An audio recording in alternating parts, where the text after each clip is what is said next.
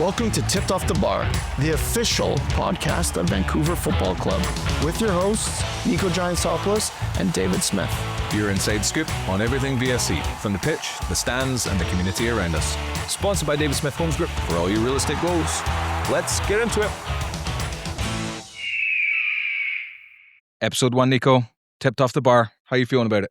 I'm feeling good, but I have a question. How do we land on Tipped on the Bar? Tipped off the bar? Tipped off the bar. I mean, if it's tipped on the bar, I suppose it bounced back into play and might be a goal. Yeah, I mean, or just another moment for the keeper to make a big save. Maybe that's how I like to do things. I think that is part of it for us. 2 of our 3 team members here are goalkeepers. Obviously yourself. Yeah. And then who's the third? Because we've said at the intro, it's me and you, Niko and David. But then who's the third guy on the team? Our third guy is Boaz Smith. I'm going to flip the microphone your way real quick. Say a quick hello. A debut. Hi. I love it. So Bo is my 13-year-old son, and part of the beauty of this whole project for us is that we're engaging with a young fan. This is like the CPL is obviously creating a pathway for players in the game, but it's also creating pathways for staff and journalists and everybody else in Canadian soccer as well. So we're super excited to have Bo learning the ropes on the podcast here. Yeah, this is actually what I've done a lot of podcasts in my time, probably too much, and none of them have stuck. So hopefully, Bo, you could be my golden goose. He's here, the glue. We could keep the goalie glue. There's so many people making a podcast in their parents' basement, but the niche of this podcast is Bo, a young fan, is now going to give his opinion. I love that. Cool. So there's definitely a goalie flavor to it, but then in the language of football, that sound of the ball hitting the glove, hitting the bar, and then the crowd going. Like that sound is a sound that I love. It's just one of those sounds. And then obviously, like with it being a tip off, we're trying to give inside scoops, right? Because a little play on words. A little play on words is very smart. You're inside the club, so you are an insider. You're able to provide us a little bit of those details. Hopefully we don't get you fired. And then off the bar, we might well have a beer in our hands. Yeah, maybe. Just maybe. Where is the beer from? It's literally in my hand right now. It's from Camp Beer Co. down the stairs from my office here. My partner, Jamie Schrader, is one of the founding partners there, and we got Camp into VFC. And so if Camp want to provide us free beer for the podcast, you're welcome. Always strategic partnerships, what we do. But I think another reason, besides the why of the name, why the need of a podcast, from a fan, why do you think this podcast needs to exist? One of the best things about the CPL is how and for any new fans, the CPL is the Canadian Premier League. One of the best things about the CPL is it is so accessible. Like over the years, we were fans of another club in the city of Vancouver. And for me, coming from Scotland and having a history in soccer, football, whatever you want to call it, it just felt very inaccessible and quite corporate. And then when we got involved in VFC and the Canadian Premier League, it is so accessible. You can get to know the players, you can get to know the coaches, you can kind of get to know the staff and other fans and that kind of thing as well.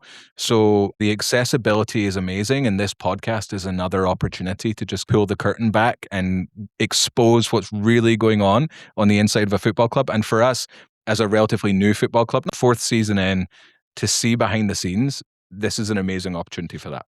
Yeah, and then I think from then a coaching staff point of view and someone inside of the club, I think why do this podcast? Because it'll give a more educated narrative of what's actually going on within the club. I think sometimes on the outside, you don't get the whole picture.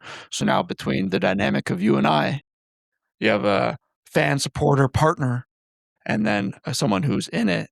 Between the two of us, hopefully we get a real, authentic narrative and storyline of what's going on in the club, because sometimes it's not black and white. Yeah, and I'm not going to pretend to have the soccer knowledge of a professional coach or former professional goalkeeper, and I think that works as well. I'm quite happy being the ignorant idiot asking the questions.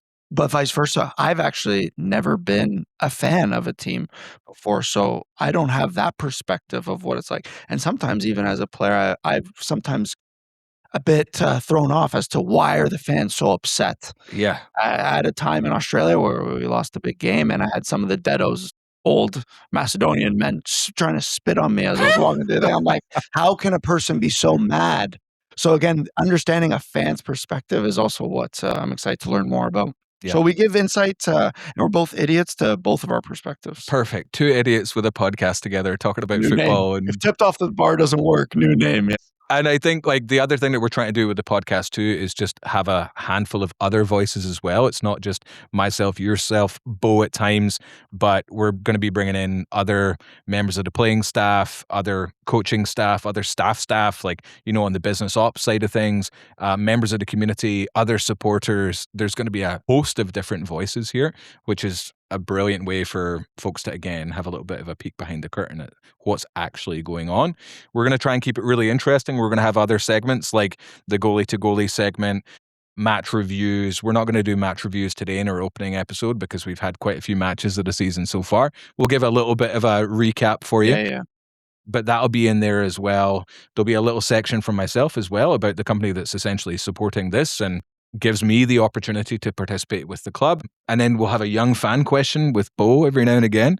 So there's even going to be opportunities for other young fans to ask questions too that perhaps Bo can ask. So like we're going to try and keep it really diverse and quick hits too. So it's not just you and I talking nonstop for an hour. I think at the end of the day, it's like, what are we going to talk about? Whatever the listeners want to hear. So again, I mean, you're around the stadium. I'm somewhat accessible to the VFC community. So if you ever do see either one of us or even Bo now harass us and say, what about this? Shoot us your random ideas. I mean, this is kind of a creative project that we're starting. So possibilities are endless. Whatever you guys want, just let us know. Niko and I are pretty accessible guys. Inside the club. So for our first ever Inside the Club, rather than bringing a guest in, we thought we'd do a little bit of a deeper dive between myself and yourself, Niko, because these guys are going to be getting to know us relatively well over the next little while, however long we do this. Hopefully we have a long streak together. Years. Decades even. And we're going to start with me asking you a handful of questions because people have seen you around the club. You've had a variety of different roles within the club as well. You've obviously been a player, a little bit of a backup to Callum there, but also a proper partner. Like I've watched you train together for years and years and years now. Then you've stepped into the goalkeeping coach role and you've had a number of other roles with the club as well. So talk to us about your journey with VFC. Yeah, well, it's an interesting journey because obviously I was at Cavs in York prior. Interesting situation at York, kind of unraveled with me. I won't get into it, but I found myself without a club, retired for about 2 to 3 months, thought my kind of football career was done, exploring other options. And then it was late in the year, probably about beginning of March, end of February. And Jeevan Kang reached out to me and just said, actually, it was probably later. It was maybe even like April, May. And Jeevan Kang just reached out to me and said, hey, we're still looking for another goalkeeper to fill the roster. Is this something you'd be interested in? And honestly, from there, just kind of an opportunity. I wasn't fully set or didn't have anything concrete on what I was going to do with my career at that point. So I kind of took the opportunity to kind of explore a new city that I've never really lived in, but always enjoyed visiting. Made the move, signed here, had that 1 year at the club. At the end of the year, I signed a new deal to actually come back and play. At that point, 1 day before preseason, Mark Village lets me know that he's actually gotten a job to be a firefighter, which was always his end goal, and that he's going to be leaving. And then the club kind of wanted to offer me the role there. I had about a week to decide whether this is what I want to do, because obviously that meant properly retiring and never playing again. And I just thought it was the right time then. I definitely felt in a much better place where I was at my career that I'm like, you know what, this is time to turn the page on a new chapter. Take on the role, kind of thrown right into the deep end, got to run a preseason for goalies. Go into that halfway through the year, or once we get to around August time, obviously the club parts ways with Afshin. Nashi comes in. Nashi was my head coach when I was the captain at York, so we know each other really well. Then I kind of become his assistant goalkeeper coach, kind of help him kind of as best as I can, but this is an experienced guy and he continues to help develop me as a coach.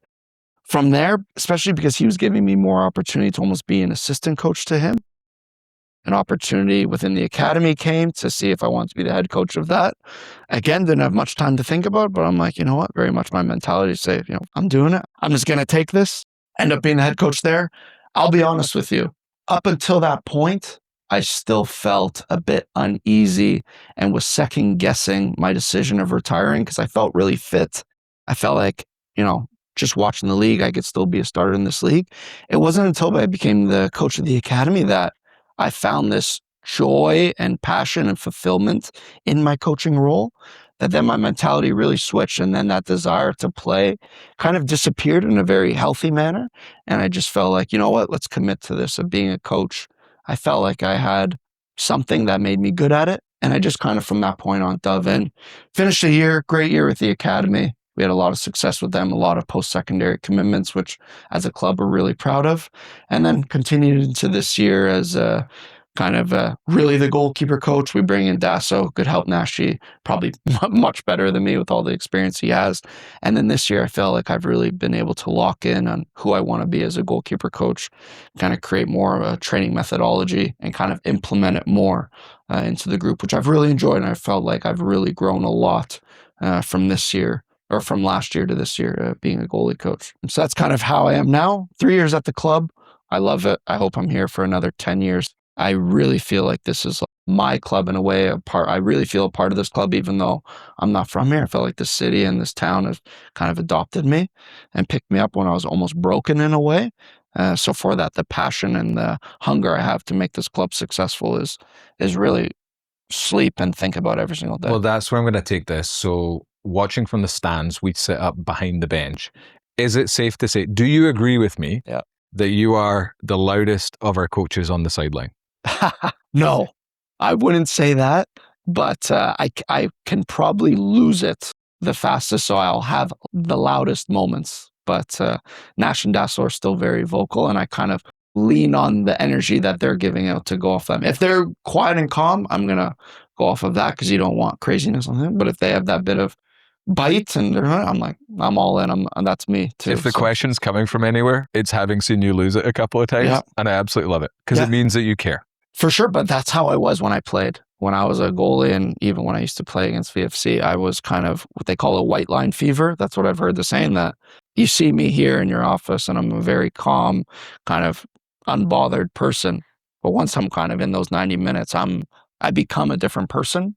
Well, that is one of the other observations, is that I see you encroaching on that white line fairly occasionally. Yeah. Well, that's me missing the fight and the bites. That's probably the one thing I miss the most about playing, is that competitiveness, being able to get like stuck in a bit of physicality. Like that was me. That's what I thrive off of. So sometimes I need it, and sometimes I liked as a player if I felt like I was a bit down or kind of like we're getting beat up a bit, and I saw that bit of like bite from the staff, it kind of like fired me up at times. So I don't know if the players feel the same, but that's kind of, it's always coming from a good place. Totally. I think you're doing a great job with it. A little bit of a pivot here.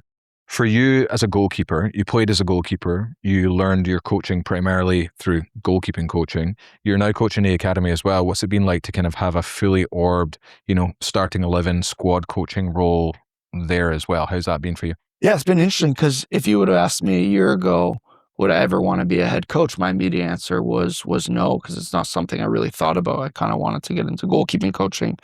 But then you think about what head coaching is like. It's just about getting a group of young men together, building a culture, and tactics and habits. That's kind of easy because everyone, very much in the academy, we're kind of using the tactics and habits of the first team under Martin Nash, and I know his system so well, both playing under and coaching with him.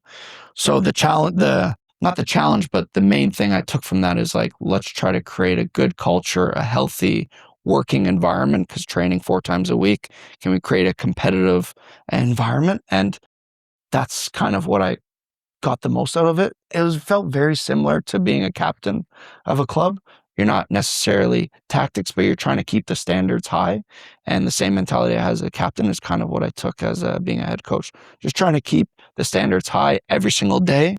Don't let comfortability or kind of laziness seep into the group, and just be honest and upfront. Sometimes people say that's the most difficult part, but I found that when I was a player, if the coach was just direct and honest with me, that's how I wanted to be coached. So I very much took that when coaching these kids, and just being as blunt and straight to them and hearing what they needed to hear. And I felt we had a good job.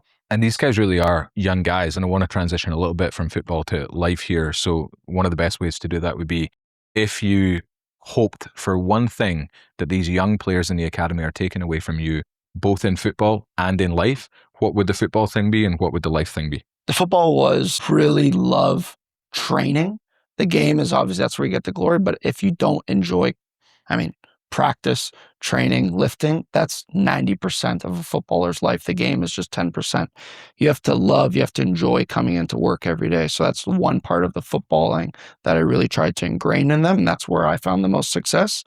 As for person is deal with the ups and downs that football will just naturally bring. And I think you could bring that into life. I mean, you're now fully blown in your adult life. Like, life can be difficult sometimes and there's lots of ups and downs. And if you can just kind of keep that cool head about it and just always trying to be a problem solver, not just a problem observer, say, oh, this is what's wrong, but it's like, do something about it. Sports and life, they go hand in hand. So I kind of want the boys to kind of deal with that. A bit of a stoic philosophy. Yeah, something now, like that. Speaking of the Mediterranean and philosophies, give us the rundown on how you actually pronounce your name. Yeah, so the Canadian way is Niko Giantsopoulos. Greek people will say Yansopoulos, so the G becomes silent. But Giantsopoulos, it's a very common word, giant, just throwing Sopoulos at the end, and that's how it goes. But people just see a lot of letters and they get intimidated and they just start putting in letters that aren't even in there. So now you know, folks. Yeah, Giantsopoulos. Call him Niko if you're freaking out about it. Please, much easier. Now, last season, you called up a bunch of the young guys on their days off to find out what they were up to. They all gave very professional answers, not knowing that they were being recorded. You know you're being recorded. Talk to us about a day off for Niko. Now as a coach? Yeah. Slow morning, coffee, water, watch football or something that's on TV. Normally on a day off, we're back in the next day. So I just like to prep whatever we're doing the next day. So a little bit of work in that morning, but it's very relaxed. I'm out on my patio, having a coffee. When you're watching football, what football are you watching? Whatever's on. I mean, I'm really into MLS or even CPL. Those are probably the two main leagues that I watch. But even I still have friends that are playing in the USL or other clubs there. I'll just watch the highlights of their games and just keep up with them, see how they're doing. Even college. To be honest, with all the work that I'm doing now with the academy and getting them into college games, as we get closer to the fall, keeping up to date with So it really is an games. orientation towards North American football. Yeah, definitely. I mean, that's kind of the pathway I've grown in and I know the most and where I feel connected the most. So that's where right away my attention goes. I don't really have a English team, a Spanish team that I support or follow, but I just love good football. Fair enough. What does the rest of the day off look like once you're done your coffee and your football? After that, probably grocery shop. And then normally on my days off, I'll always go and play poker. So that's something I've kind of brought into my life. I was going to ask you about that because I think one of the more interesting questions I've been asking people in life recently has been, if I was to look at your YouTube algorithm, what would come up? And you told me last time we were chatting about that, through that question, poker. Yeah, poker. Poker and football would be the two main things on. Why poker?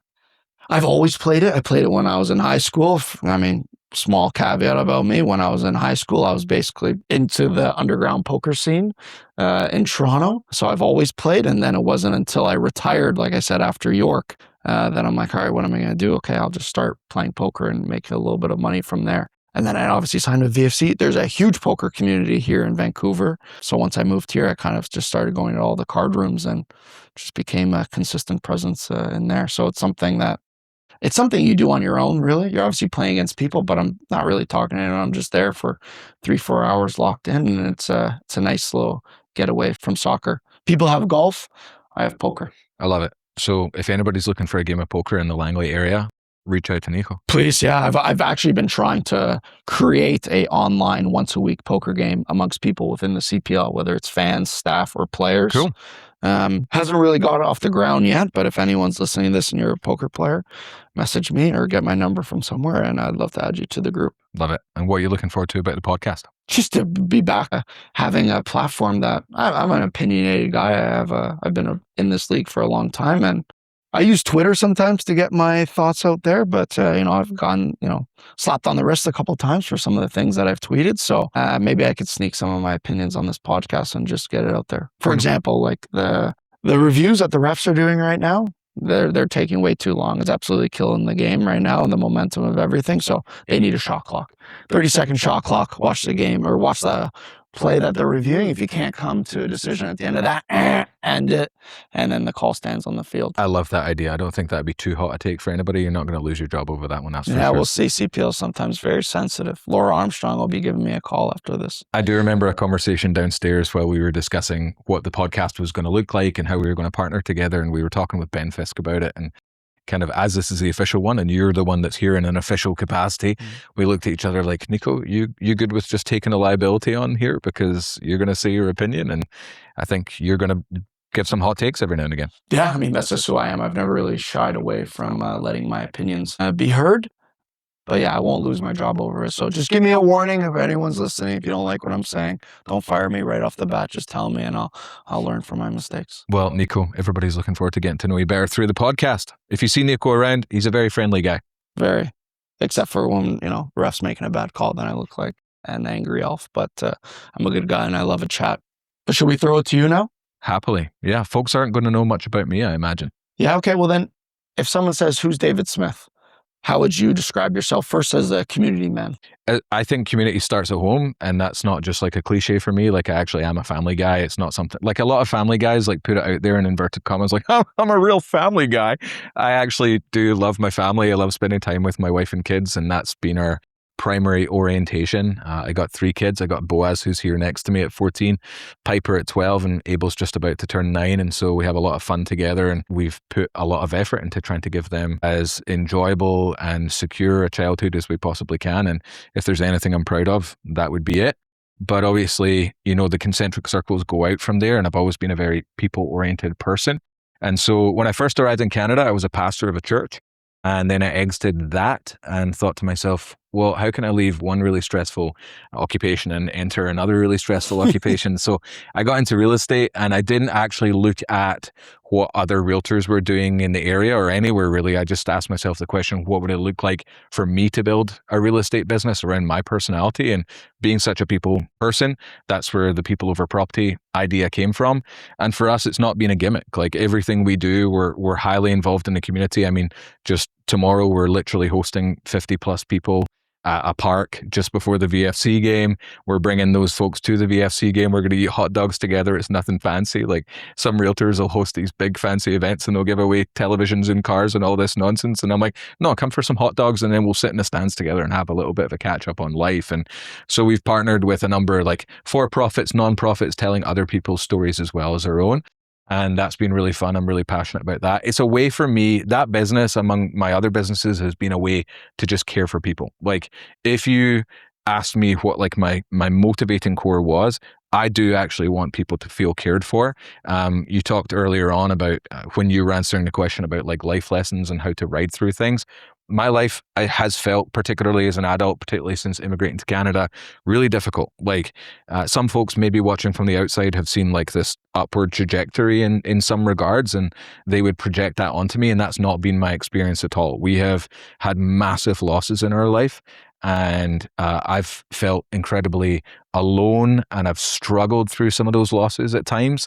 And I just don't want other people to feel that way. Whenever they're navigating something tough, whether it be through my business, because maybe they're selling a house they don't want to have to sell, or it's just in life, their marriage is falling apart, they've hit a health crisis, whatever it is, I want to be the kind of guy that people can come to and actually lean on and just walk alongside them in those seasons. And do you feel, kind of transitioning into football, in those difficult times, did you feel like you can lean on the club and football has rescued me? I started in this business in 2016, so it's been about a decade now. And even though I started asking the question, like, what would it look like for me to build a real estate business or a business in general, I began to become a little bit beige, to be honest, and blended in with everybody else. And I was selling a lot of real estate. The market was very hot, and I kind of felt like I was losing myself. And when I first arrived in Canada, I had a life-altering car accident, spinal injury, brain damage, not good, couldn't really play much football. And so football exited out my life. And then as the kids came along and then building the business, like, those first few years were 80, 90, 100-hour weeks. And I just felt like I'd lost myself. I'd become a bit of a robot, a bit of a machine. I operate from my calendar. I have my to-dos. I have my time blocks, and I'm a very disciplined person. So I just bang, bang, bang, bang, bang, do what's on the calendar. And I felt so lost. And I asked myself, what's one of the things that you have historically really loved that's brought you a lot of joy in your life. And football for me has been a huge part of my life, both playing and watching. And so when the opportunity came to partner with Vancouver Football Club, and there's a whole story there and how I was introduced to it long before the club even existed. And we were having all kinds of conversations on the real estate side of things and the branding side of things. And I was chatting with Rob Friend, one of the owners, and there was a lot of connection points there. I candidly was quite disappointed when the brand was originally launched. I'm like, Vancouver Football Club? Like, I don't really identify as a Vancouver guy. I've spent my life in Canada, more out here in the Valley. I had 1 year in the Tri-Cities, and then it's always been Cloverdale, Langley area. And so I didn't really identify with the name. And it took me 24 hours to realize what an idiot I was being by taking that approach, because once I got over that, and I'm completely over it now, I completely understand why the club is called Vancouver Football Club. I think particularly from an international standpoint and a player coming in and going standpoint, it does make sense. Once I got past that, I realized what an opportunity to partner with a football club in my own hometown, starting from scratch, because so many of my best memories were with my dad. Like, I was watching the World Cup the other day, and I was kind of tearing up a little bit as I was driving into the office, asking myself the question, why does the World Cup have such an emotional impact on me? Like, I once went to Costa Rica with Amanda and her family, and there was a tiny little television. We were eating brunch together, and Italy just got scored on by New Zealand. And I had my back to the family, and they're like, what on earth is going on? I turn around and there's like a solitary tear just running down my cheek, because I just love the game so much. And as I was driving to the office, I realized so much of it was down to the fact that the best memories I have with my dad, and he's still around. He's not dead. Sorry, Dad, to make it sound like that. But some of the best memories I have from my childhood with my dad were going to football games together. And I get to be a part of bringing my kid to those games and also creating those experiences for other families as well. So we sponsor like the Young Fan of the Match, and we're going to have the Young Fan question here. And we're bringing a bunch of young kids to the game. That's not just like a random thing for me. It's because that was where so much of my relationship with my own dad existed. And this club creates that for so many other families. And then, I mean, you asked me the question, do I feel supported by the club? Absolutely. Like, the last 2 years have been two of the hardest years of my life. And that moment where I get 90 minutes, 100 minutes now, really, the way the game goes, of just everything else turning off, and it becoming about what's going on that pitch, in the stands, on the bench. You just get to kind of fixate on one thing. And my world, I'll have 500, 600, 700 notifications drop on my phone every single day, just ding, ding, ding, ding, ding. It's a healthy way to turn all of that off. Yeah, no, that's good. And I kind of want to now dip into David, like the soccer fan, the VFC fan in particular. And I want you to take off your PR answers. With this club, it's no running away from it. There's been difficult times at this club. What's one moment where you feel like you were just so frustrated with the club? As a fan, as a passionate football fan, I mean, football fans are some of the most passionate ones, and they'll let their opinions be known. What's kind of one moment, whether it's a player, the way the club is running? The hard thing for me in season 2 in particular was I could see all the effort that was going on off the field, and it wasn't translating to on the field. And ultimately, bums on seats is one of the things that guarantees the success and the continuation of this club that we've invested so much in, not just financially, but, energy wise. Like, if Vancouver Football Club ever ceased to exist, I don't know how I'm going to hold that funeral in my family, but it's going to be a dark day, like, genuinely.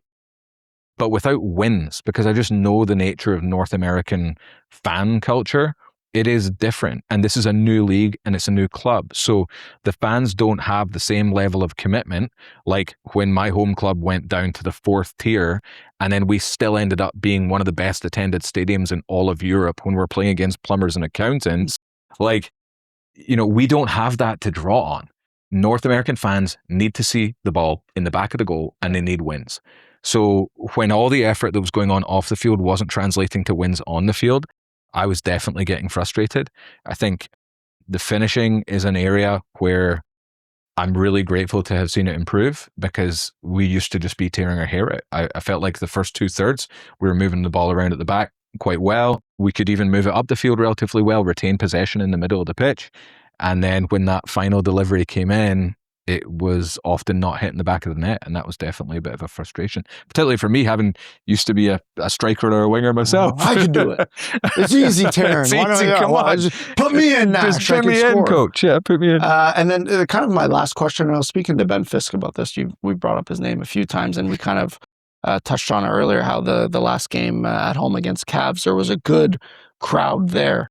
As a fan, and speak to the people of this area, does having a winning team help with bringing more fans into the stands? I think without a shadow of a doubt. Like, without that history and the kind of cultural background in the game for many Canadians, it's kind of like the whole sports entertainment thing is different.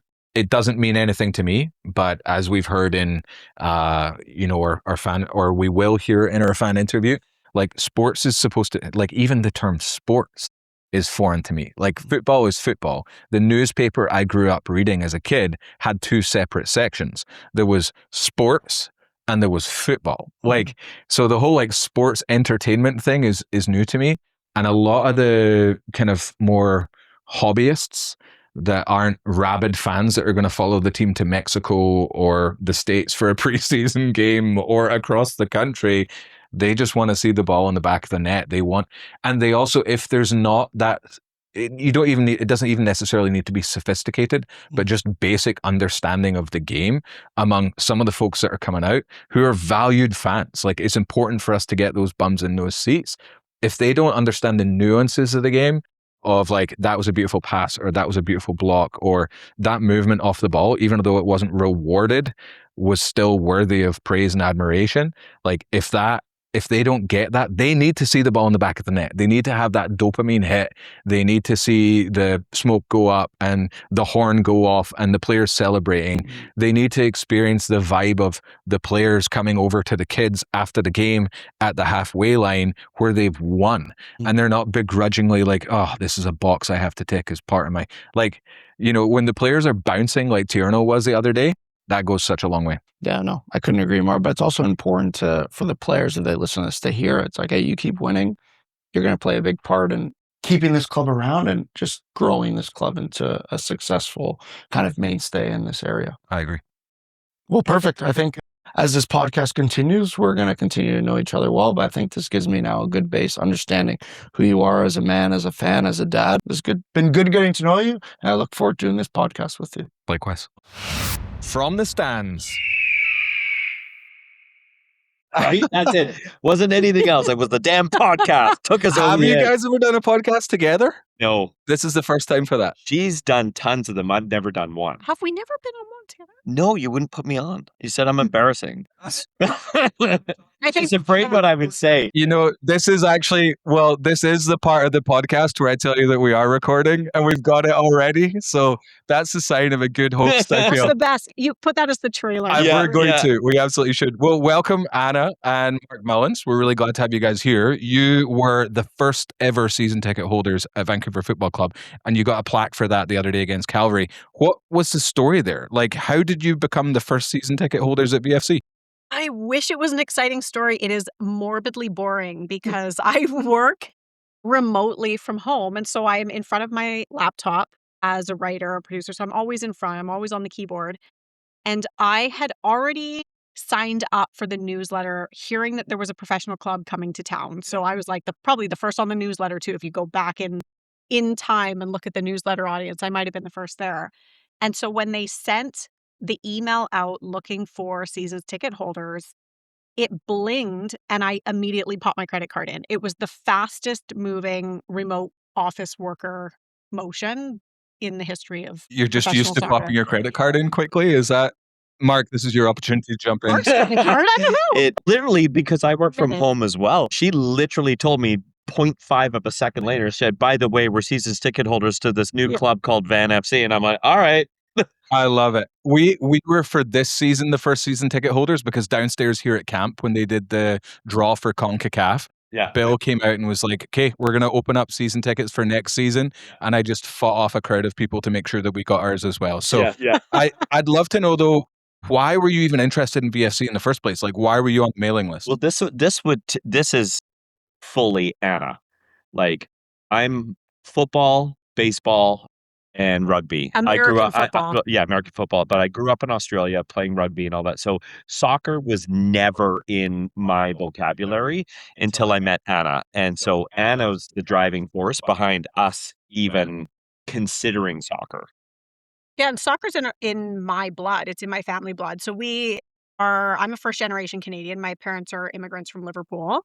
So I have a dad who... So enough said. Yeah, enough said. It's literally... Next. Are they red or blue, your family? We are split. So my dad grew up a Blue, an Everton fan, and then my mom's family was all red from Liverpool. But we've been here now. I mean, they've been here almost 50 years.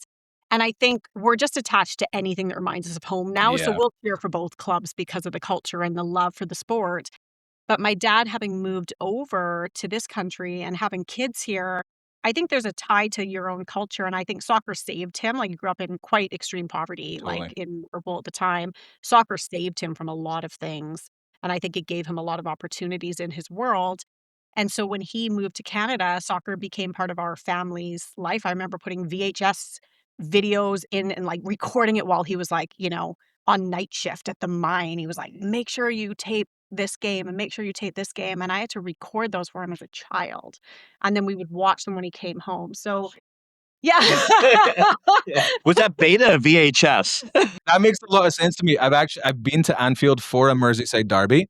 It is an incredible football city, and growing up where I grew up in Glasgow, it's also an incredible football city. And then when you leave, you immigrate to North America, there's something missing there. And so that's been a big part of my VFC story as well. It also explains why you guys have been as loyal and passionate fans as you have been. I mean, our first connection, we didn't know each other at all. And then there was just another big loud guy in the stands next to me chirping away. I don't know who that guy is. It wasn't Anna, for the listener. Put it that way.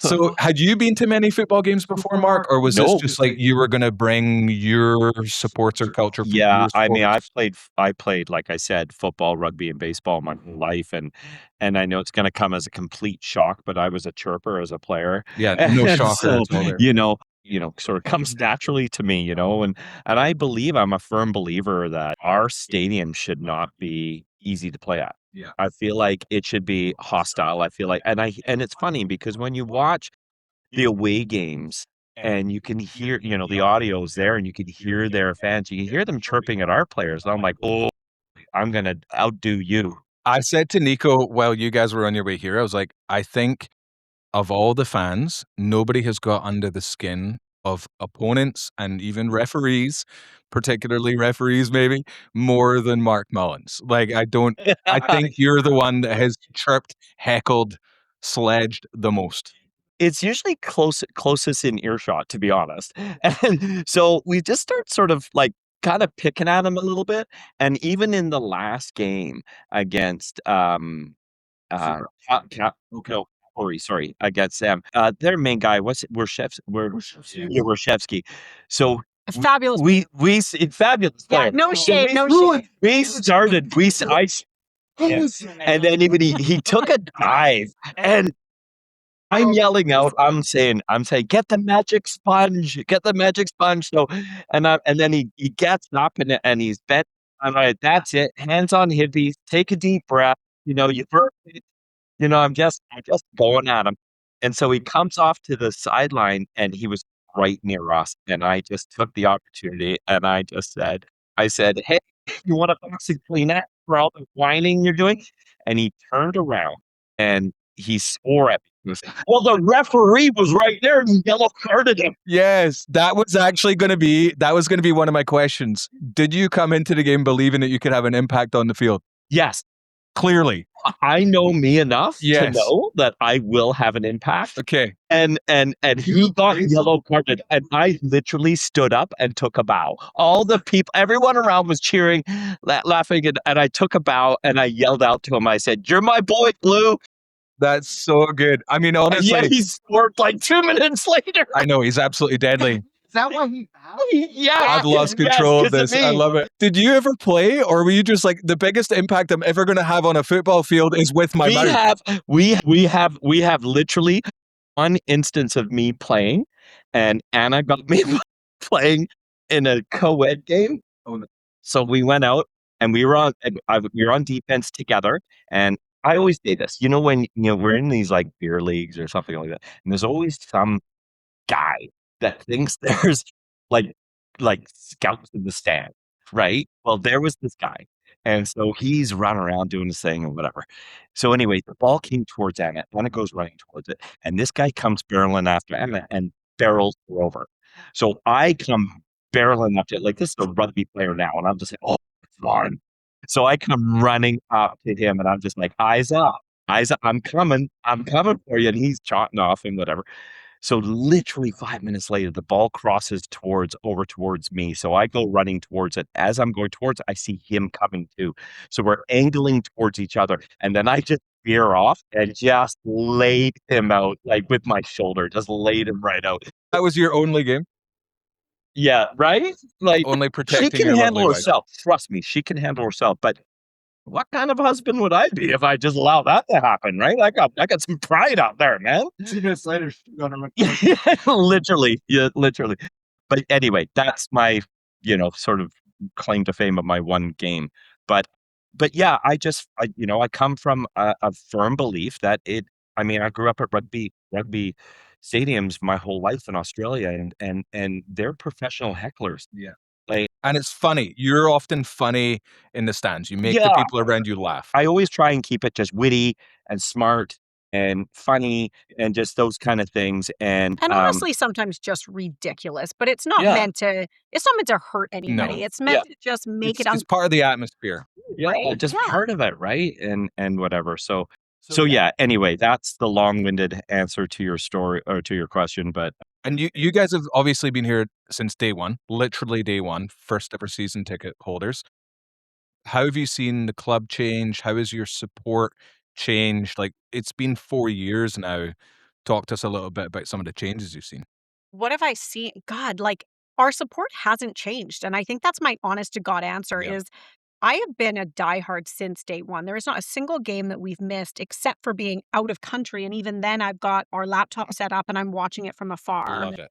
From vacation. We don't miss a game. I've never missed a game ever. I think even my kid has a sports tournament and we'll have it on the cell phone, like watching from the audience. So our support has not changed at all. But I think that is what sports fandom is about. I think it's irrational. I don't think it's conditional. It shouldn't be conditional. I hope it's not conditional, and I hope for other people it's not conditional. I think that's what makes a good fan. We're lifers. Like, we're here from day one, but we'll be here till day end. And we had some challenging days. A The couple most of challenging. like, there was a little while, and Niko, I'm sorry, I don't remember if you were playing staff or coaching staff, but you were one of the two. There was a long time because we went in the second season into the third season without a home win in over a year in league play, and that was hard for the fans. That was a dark time. So talk to us about how you guys navigated that. Well, Beer. Camp Thank beer. God there's no Another beer in mention for camp beer. Yeah, there's been some rough times for sure. There's been rough days, but what I was thinking about a lot, like coming here even tonight, there has not been a single game that we have attended in the lead up that I haven't joyfully thrown that jersey on and thrown that scarf on and been absolutely stoked that it's game day. I don't know why. I don't know if that's, I don't know if it's cell deep. I don't know It's what. the liver. It's the liver in you. Yes. But there's a poetry to the suffering as well. That is part of being a fan. The pain itself, even at times, is exquisite, and it's all part of the journey.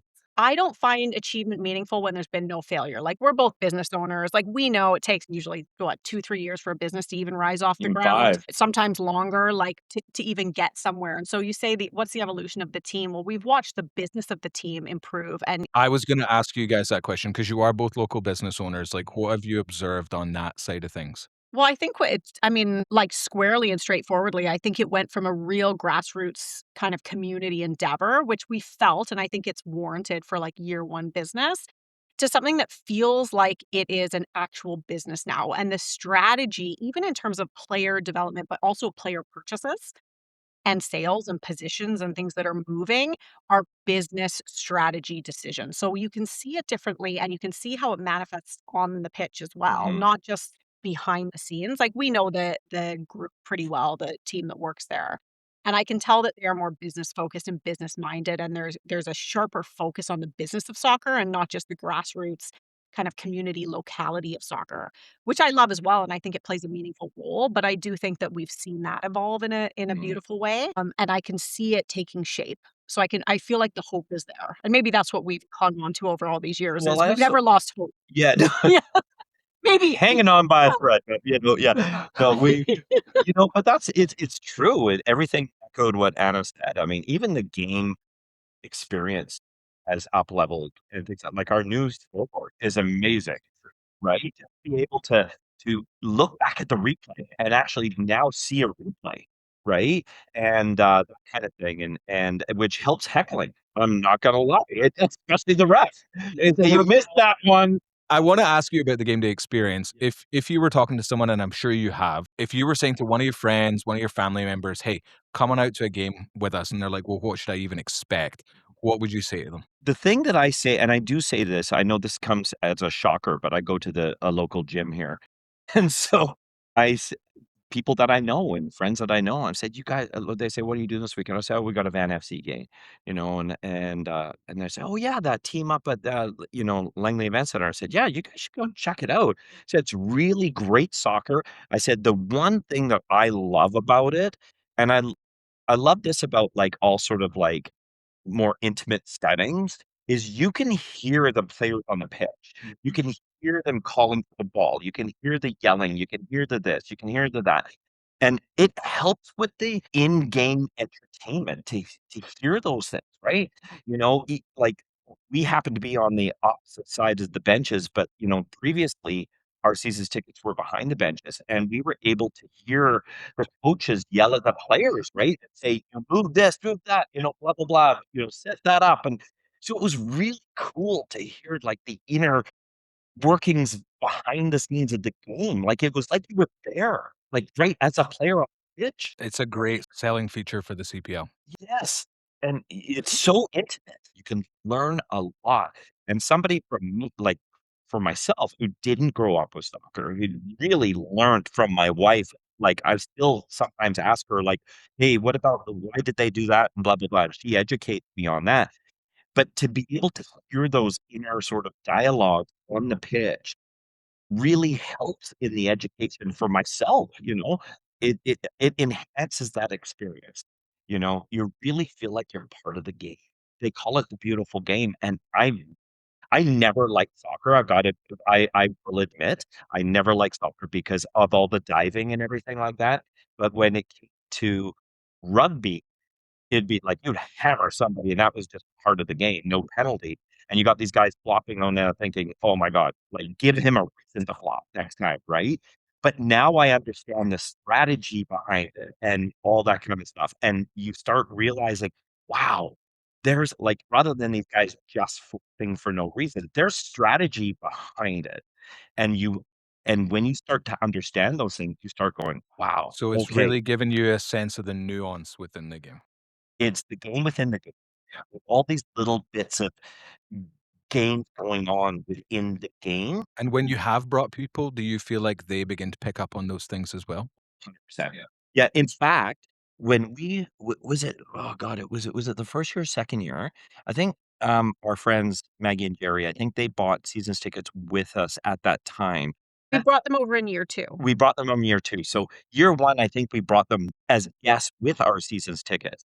And they're from Mexico, and they loved it and immediately bought season tickets the next year and so on and so forth. Now they're a corporate sponsor, all that kind of stuff, and that's how you build it, as you said, one person at a time. You bring them, you help them experience what entertainment. I mean, at the end of the day, it's an entertainment business, and once you experience it and you're entertained, then it's almost an easy sell. Anna, what about you when you're bringing your friends as well? Anything that stood out to them? I literally just brought some girlfriends, and my birthday was on the weekend, and they said, "What do you wanna do for your birthday?" I said, "You're gonna buy tickets, you're gonna come with me to Van FC," because all I wanna do is just hang out in the cabana, in the Canada Club, have a drink, and watch soccer. Like, that's for me. With her husband. With my husband, it's my favorite thing to do. Obviously. Just be with my Can't husband blame you. 24/7. Work in the house all day, go to games together, do podcasts together now. That's what we do. Do I ever get a break? Yeah. No. No. No, Lucky no gal. So I brought a couple of girlfriends that had never been to a game or just don't, really appreciate soccer or the fan experience, and they both walked away and said they have 2 friends, apparently. Yeah, that's it. That was cut You that. paid them. These were the 2 girlfriends who said, Yeah. "Oh, I didn't realize there was, like, a cabana, and I didn't realize there was, like, service to the seats, and I didn't realize how close you were to the field. Like, I can see them, I can, like, smell them." Like, That's a big thing for your female friends? That's awkward. my Her single husband's sitting right friends. next to her. She's like, "Oh, you smell them." She said it was her friends. Mark, you're okay. You're okay. Only on the way in. On the walk in, on the walk out, they didn't wanna be anywhere near them. But yeah, they just said, like, they really appreciated the experience of the game, though, and just to say, like, I had no idea that this was what you meant. Like, they imagine being some kinda soccer mom with, like, an umbrella over your head standing on the side of the pitch. Yeah, bring your own chair. Yeah, Yeah. they don't see it as, like, what the entertainment experience that it is, and, for me, I all day long, I will just get joy from seeing, like, green pitch and sunshine. Like, that just does something to my soul at a level I can't explain, and that's just so deep. But for other people who haven't grown up with that and don't know what it feels like for, like, cleats to touch the pitch, it's a comfortable seat and, like, in-service drinks to seat and a cabana when the sun is shining and people that come over and say hi to you and the mascot that comes over and takes a picture and I mean, all of the kind of the benefits that we have living in the Canada Club. I say living there now because I think my name might be tattooed on the I seat think at I this think point. we did. I Yeah, think we actually engraved our own names I into think it. so, Yeah. potentially. If Yeah. not, they should do that. But yeah, they loved it. I love your answers because you've covered the gambit between real supporter culture, like growing up in the game for yourself, Anna, like recording those VHSs for your dad, and then Mark kind of newer to the game, learning the game, all the way through to the entertainment. Like that's language that I wouldn't naturally have swung towards when it comes to what football means to me. But for many of the fans coming on a Saturday or Sunday to VFC, it really is an entertainment experience for them. And I think you've summed up all of that really, really well. And we need to do them all really well to draw as many people out. I love it. My wife was that person as well, and she's completely fallen in love with the game. We have to wrap here. So what I'm going to say is thank you for your faithful support, for your fandom, for the way that you scream from the stands, for the way you get Warchevsky yellow carded and you make the referees all sweat a little bit more. We appreciate you guys. So thanks so much for coming on the podcast for our first ever episode. Well, thanks for having us. We appreciate you guys.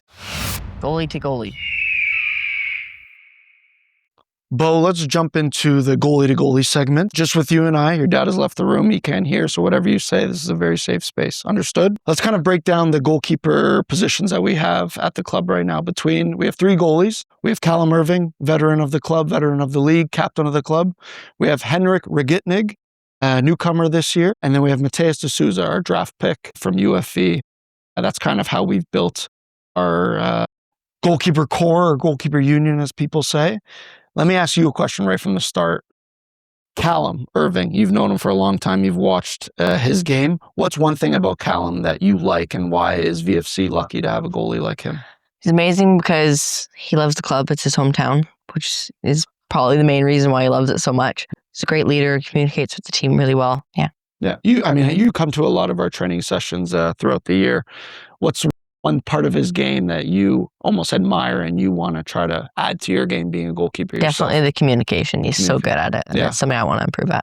You know what's an interesting part about that is I bet you if you ask Callum when he was your age, if you ask him, hey, was that a strength of his? He'd probably say no. But I'm sure, he has over 100 games as a CPL, probably 200 senior level games at this point if you include his college career. Communication is definitely something that comes with experience. And now I agree with you. He's just a leader of the club, leader from the back, organizes defense well. But it's something that is definitely improved. Have you had much chance to see our new keeper, Henrik? Yeah, I've watched, what games was he playing in? The game against Pacific was his Pacific, debut. Yeah. A win, 3-1 win. Uh-huh. And then after the World Cup break, or right before the World Cup break. Into Toronto, Yeah. correct. The big 4-0 win that kind of started putting this momentum that we're on from the start. Early signs from him, what have you? Yeah, I think he's great. Tall keeper, that always helps. Yeah, you know, a lot of people always talk about Henrik's height. And obviously when his profile got presented to me, obviously the height stuck out to me, but what really impressed me and what caught my eye was how someone that tall can move so athletically. The difference in profiles between Callum and Henrik is almost 4 or 5 inches, but they almost move as fluidly. And sometimes you get big, tall goalies, but they're almost gangly and slow. But Henrik, for me, was really athletic. He kind of moves effortlessly, very pleasing to the eye, but as well technically very sound. So it wasn't just his height. People have kind of joked with me, oh, you just pick the tallest goalie? But it's like, no, this is a very unique profile in world football where you see a tall, athletic, controlled athlete. So that's what I've enjoyed of his game. And as well, last year I felt like it was different when we built our goalkeeper core. We just had Callum and then we had 2 young goalkeepers under him. And Callum is a true professional and motivates himself. But there's really no way of replicating that pressure when you have a number 2 or another keeper in your union that doesn't really allow you to slack. And if you are having kind of a poor training session and then the other keeper's kind of shining, it's that kick in the butt that sometimes you need. And I think Henrik has done a great job this year. And then the opportunities he's gotten in games, those weren't given. Those were very much earned in the work he's done in training. I thought he's done really well. And now, for me, I think we have one of the strongest goalkeeper duos in the CPL, and something I really pride myself in, being the goalkeeper coach, because I feel like at times this club has kind of been missing that. The only time they really had that, I felt, not to toot my own horn, when I was the partner with Callum. What I was wondering was where you even found him from. Good question. And you know what? You actually may know this, being part of the younger generation. Have you ever came across the Instagram page or social media page, Modern Day GK? It's actually like it's grown Maybe now. on YouTube. Yeah, I think they have YouTube as well. Mark Robinson, along with his 2 brothers, I think it's Lee Robinson, and there's another one, I'm forgetting his name, but they're based in the UK. He actually played for Rangers, if I'm not mistaken. I'm not supposed to be here, but you said it. Dave is back in the room. But anyways, long story short, they've created like a goalkeeper academy in the UK, and they work with all age and all levels of goalkeepers. But one specific thing they do is keepers that are kind of out of contract.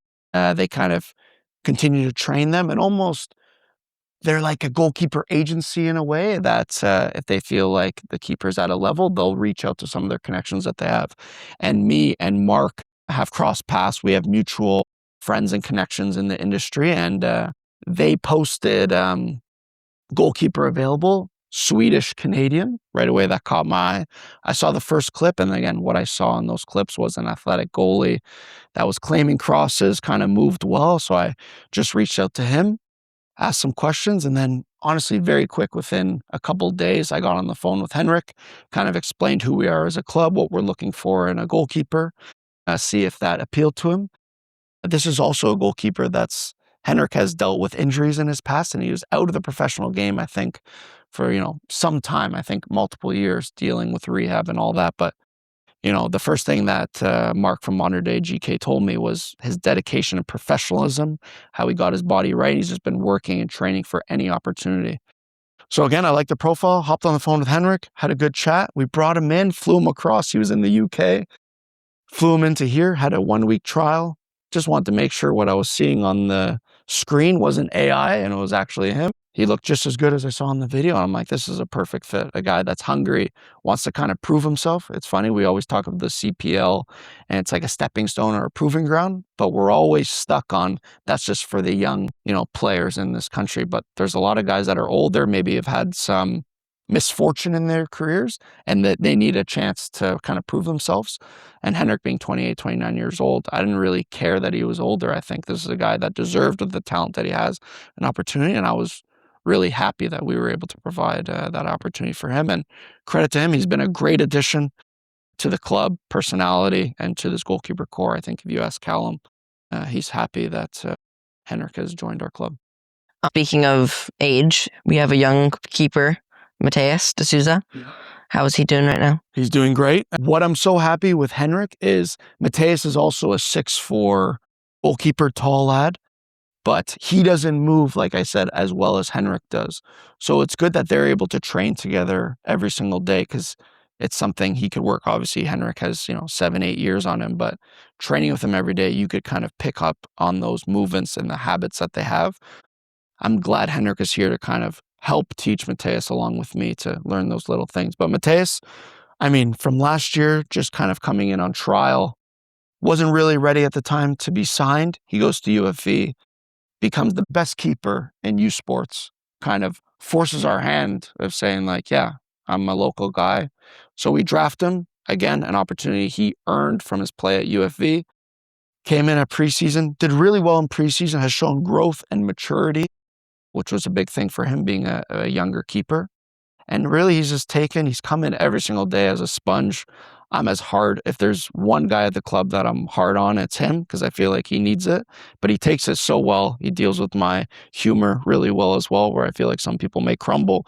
But he takes it really well. And I think the growth that we've seen of him has been great. Obviously, misfortune with Callum at the very beginning of the season, kind of picking up a little bit of a knock. And I thought, great opportunity for Mateus to get his debut against Halifax and just looks really comfortable. And from there, I think the staff, Nashi, Dasso, I speak for them as well.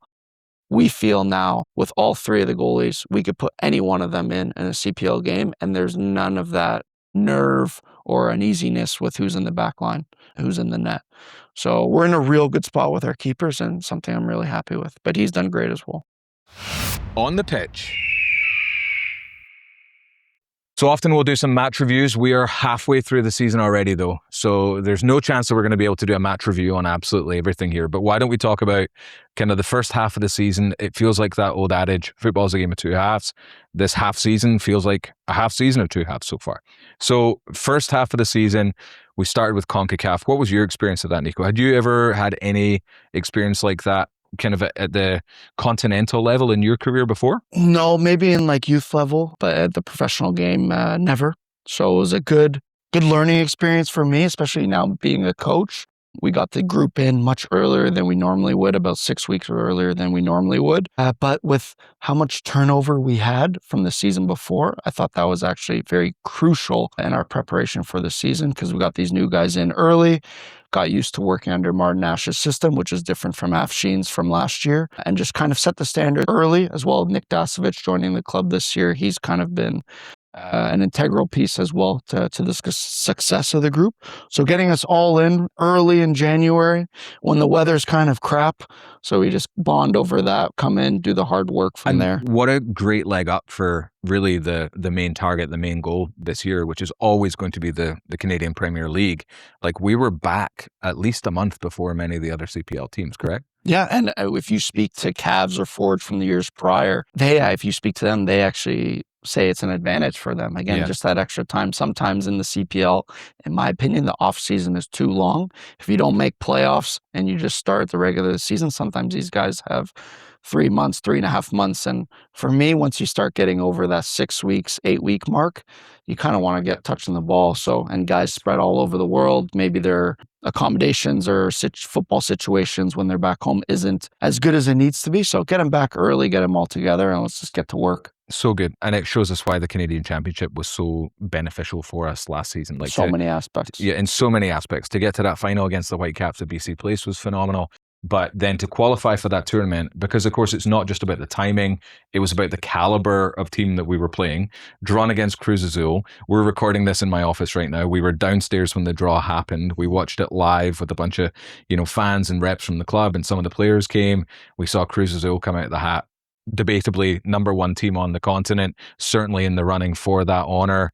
And it really was incredible. We started at home in Langley, had a lot of Mexican fans come on out and a lot of our own fans as well. And even just football fans that were like, oh my goodness, like a CONCACAF fixture at Willoughby. It's VFC for the first ever time in CONCACAF. And Cruz Azul, it's very difficult for us to go toe-to-toe with a team of that caliber, but I felt like we held our own very much so. Yeah, we were really organized, especially for that first half. I think we made it difficult for them. Yeah. I think the atmosphere in the stadium also was just a great thing for the club. And just, it's like, wow, there are football fans here in Langley and they could come out to games. So it was just great to see. We nearly had a wonder goal from Davy Norman. Imagine. And then he ends up retiring after the CONCACAF champions. See you guys, I'm done. Love it. And then we ended up down in Puebla. Now, Puebla is not where Cruz Azul normally play. They normally play at the Azteca, but it was obviously under renovation for the World Cup. And they'd lost the rights to play in the other facility that they were using in Mexico City. And so we ended up at Puebla, about 2 hours outside of Mexico City. Bo, you and I went. What was your experience like? It was amazing. It was definitely a lot more calm than Mexico City. So we were down in Puebla. Incredible experience for us. I went with Bo, Amanda, myself. We flew down there, got the bus after doing a little bit of tourism in Mexico City. And Puebla actually wasn't a city that we would probably have ever gone to otherwise, and saw some beautiful places, 500-plus-year-old cathedrals. It felt like we were in Europe, and we had the benefit of a Vancouver Football Club game that evening, our first ever away game in CONCACAF, and what an experience it was. I mean, you talk about a CONCACAF experience, and if you talk to the old school guys, especially like Martin Nash and Nick Dasovich, whenever they tell stories about their time in CONCACAF, they talk about ridiculous stories like the fans throwing bags of urine at them, fireworks outside of their hotel so they don't get any sleep.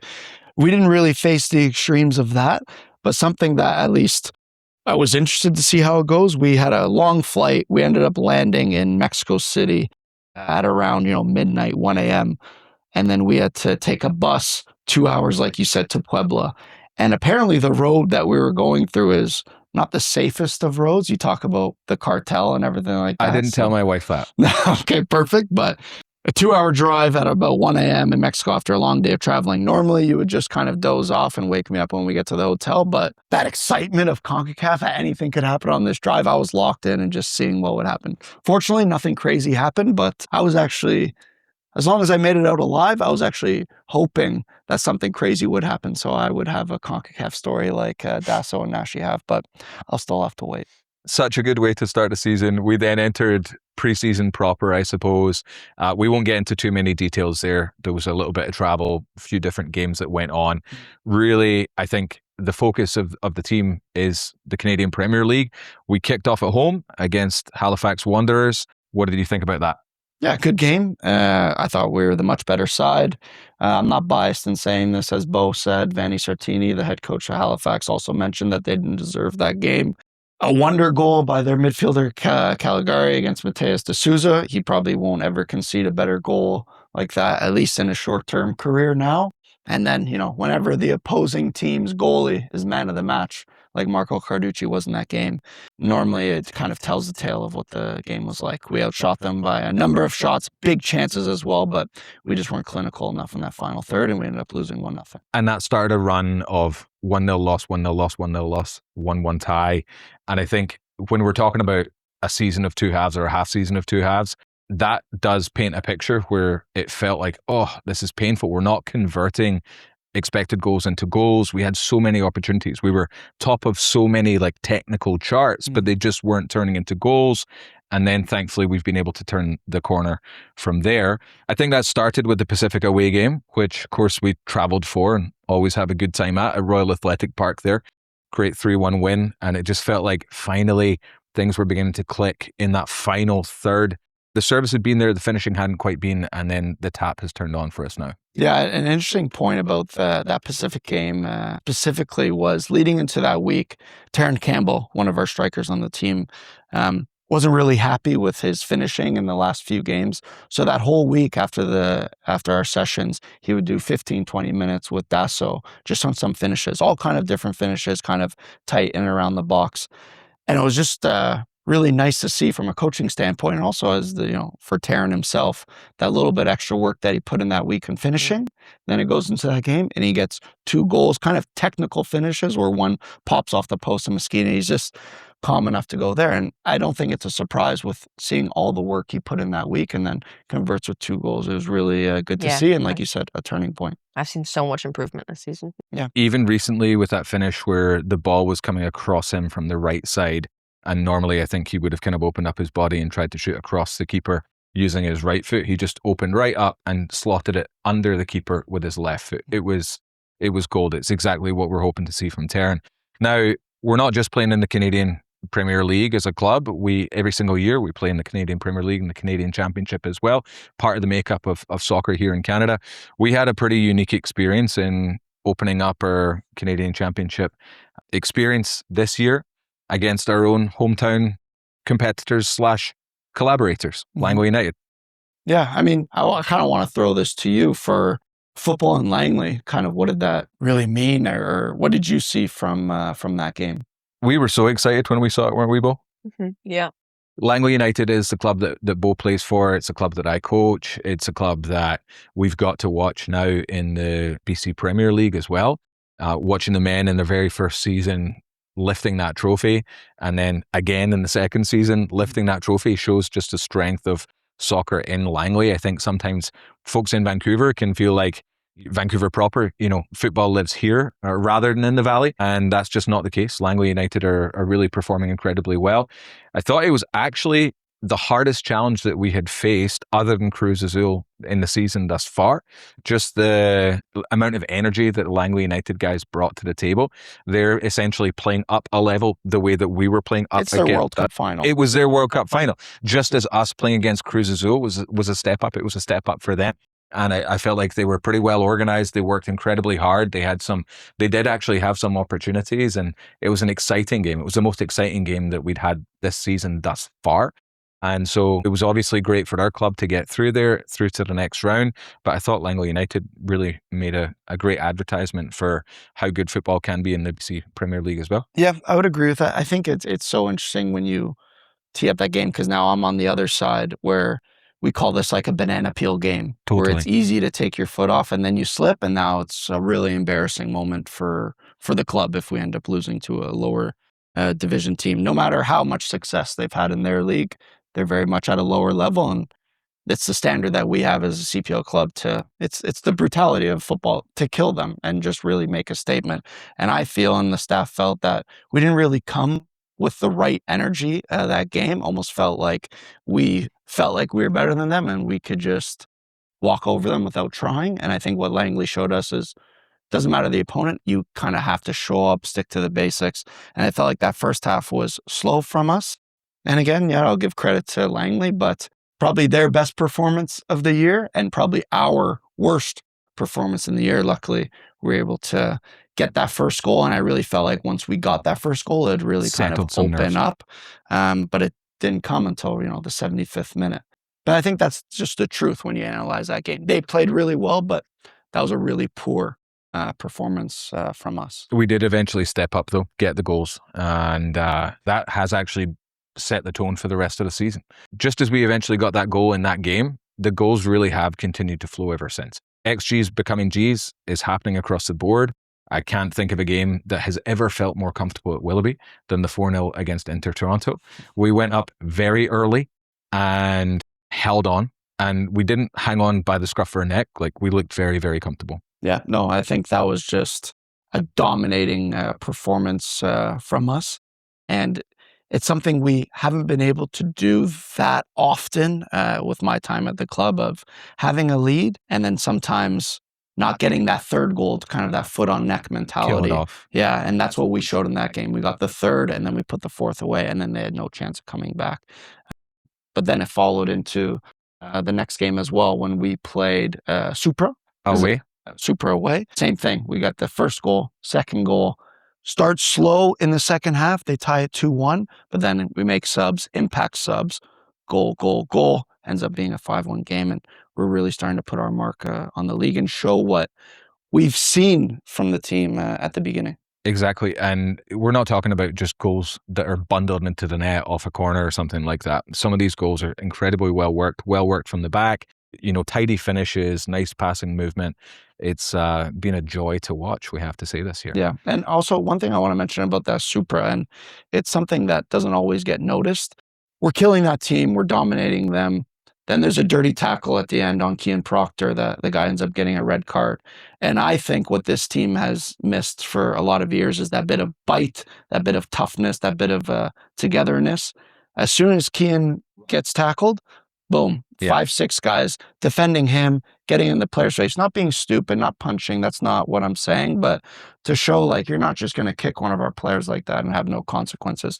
I think that's something a team has, and for me, it can be a turning point in a season. And all of our players are worthy of protection, but particularly Cian, like what a season he's had coming into the team. I mean, we talk about that Langley game. That was kind of his coming out party because on that first goal, he just bombs that down run that down wing. the wing was Gareth Bale-esque. The Canadian Gareth Bale, that's what our analyst has dubbed him as, a really exciting player. And honestly, exactly what the CPL is for. If it wasn't for the CPL, probably wouldn't be a footballer right now. He'd just be finishing his SFU career and then getting a job at whatever he studied. But he actually does run a business. I don't He know if does. you're aware of this. Yeah, no free ads though. He's got to send us $500 to talk about it. You might not give it, but I'll give it. If anybody needs any exterior cleaning, talk to me and I'll introduce you to Cian.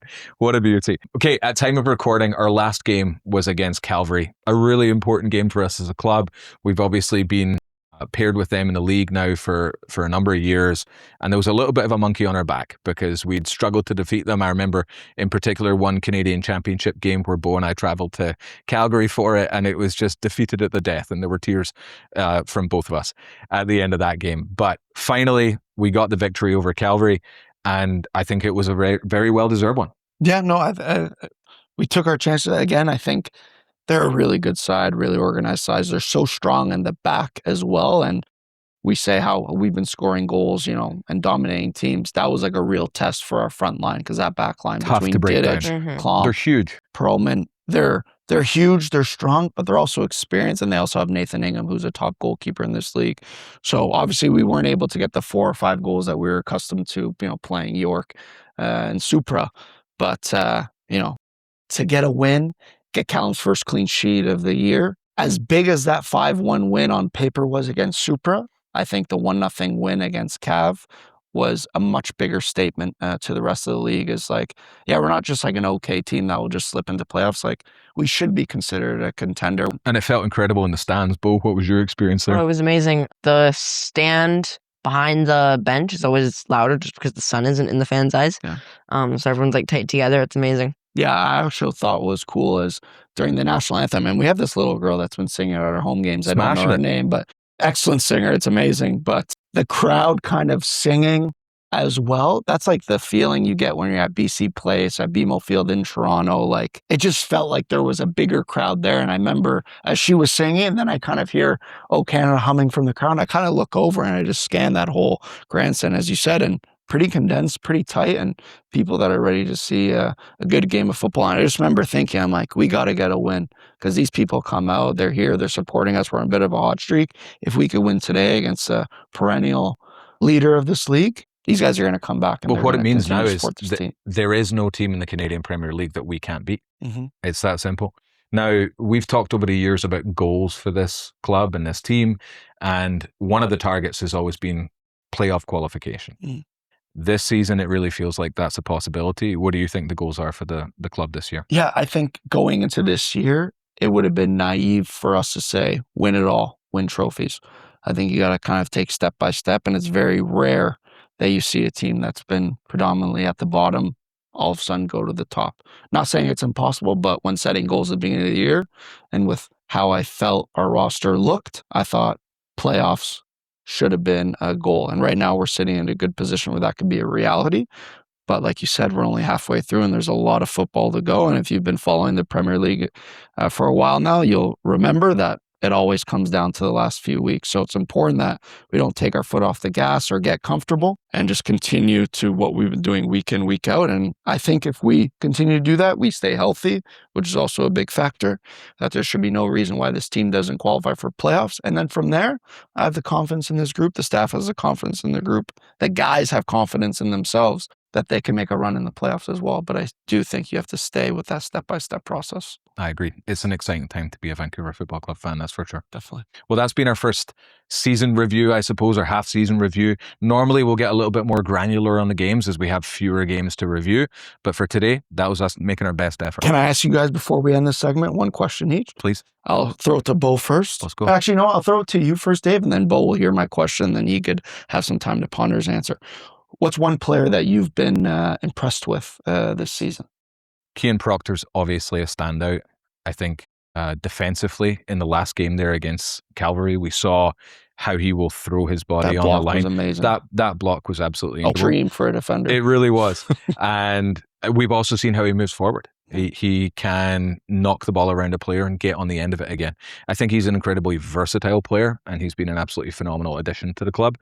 I've also really enjoyed watching Maury Donner. Like, for us to have fullbacks or wingbacks, depending on kind of how we're setting up, that can both run at an attacker but also be very dependable at the back, has really solidified our defense too. I have enjoyed watching Amisi since we first saw him against Cruz Azul. He's been a really exciting player to watch. I mean, some of the step overs, the way that he's not scared to take a defender on, his strength, his pace, his power. I think in the middle of the pitch as well. Sorry, I've said too many players here, but you're saying exactly what I was about to say. That's good. You guys are on the same page. Why don't you jump onto the middle of the pitch then? All right. Well, Marcello Polisi, Pachile and Polisi, confusing. Has been great. Pachile had a really good game last game against Calvary. His goal against Supra was amazing. Keane Proctor and Maury Donner were my top two, I was about to say, until you stole them. Keane's really fast, just amazing. That tackle was great. Maury played defensively and defensively. It's great. One other thing I'd say as well, I love seeing a smile back on Tierno's face. Like that game against Calvary, the win against Calvary, he was just bouncing around, engaging with the fans. I saw he lifted up like a boy. He lifted a kid up. Like, that was amazing. Just looked like he was really enjoying his football. And I think there's great competition for places. I feel so confident, not just in our starting 11, but in our full squad at the moment. It's just been a joy to watch. Yeah, we have really good depth this year. Young fan question. Last season, you saw me concede a penalty for my team. Always painful for a goalie. I asked for feedback after the game. What did you send me? Yeah, well, what I sent you was a clip of me in Australia saving a penalty. Vecchi himself is going to step up and try and put his side back into the lead as Giansopoulos comes out to play some mind games. Well, there's a slice of cheese for Niko Giansopoulos. And that is extraordinary mind games from the keeper in the 45th minute. I've seen it in the 93rd minute. I just don't know about the wisdom of it in the first half. But look, I'm all about that from the Canadian. We'll see if it impacts him. There's a couple of locals just suggesting he does it again. Like, that is terrific banter.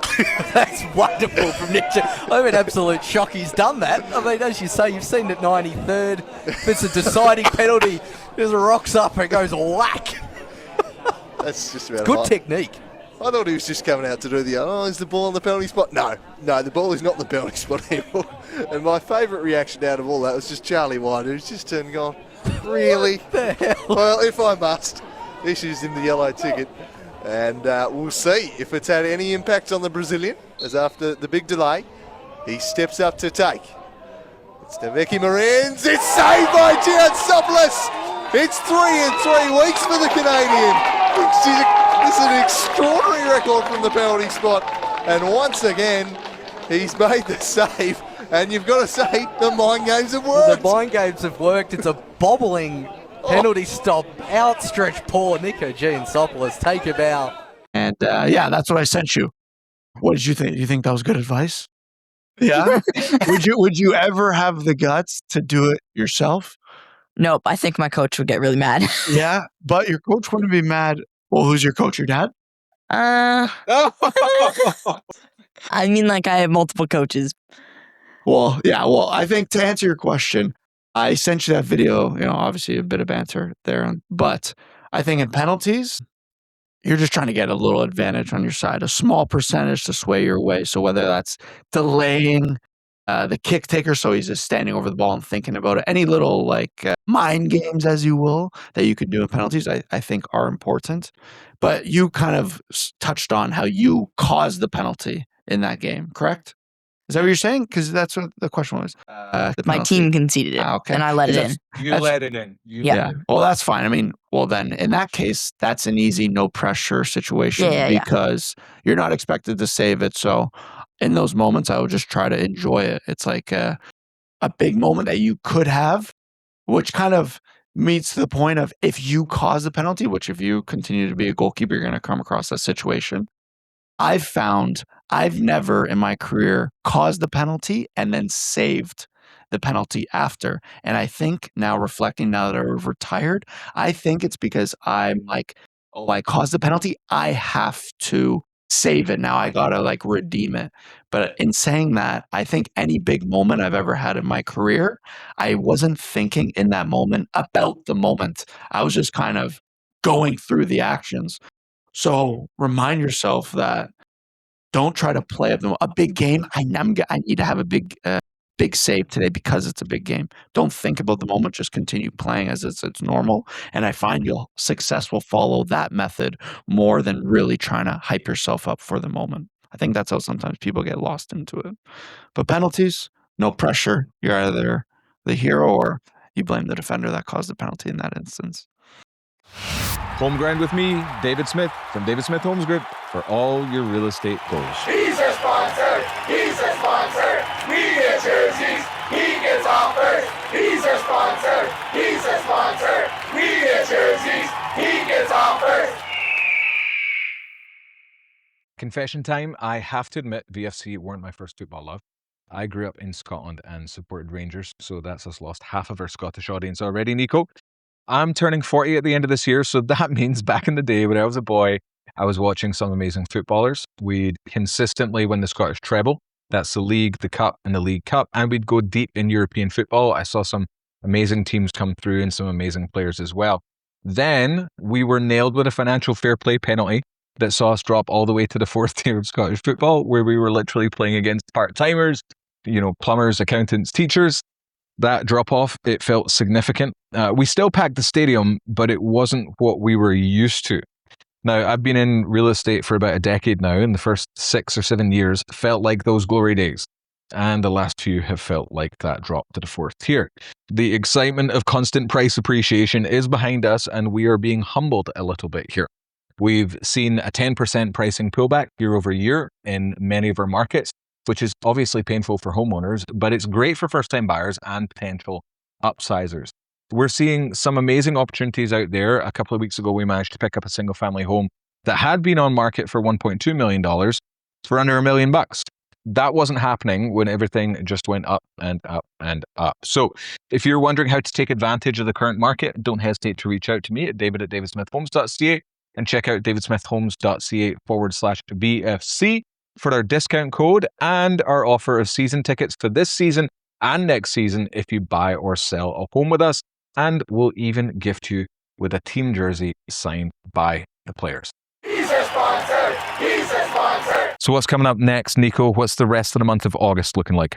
We travel to the east again, Ottawa.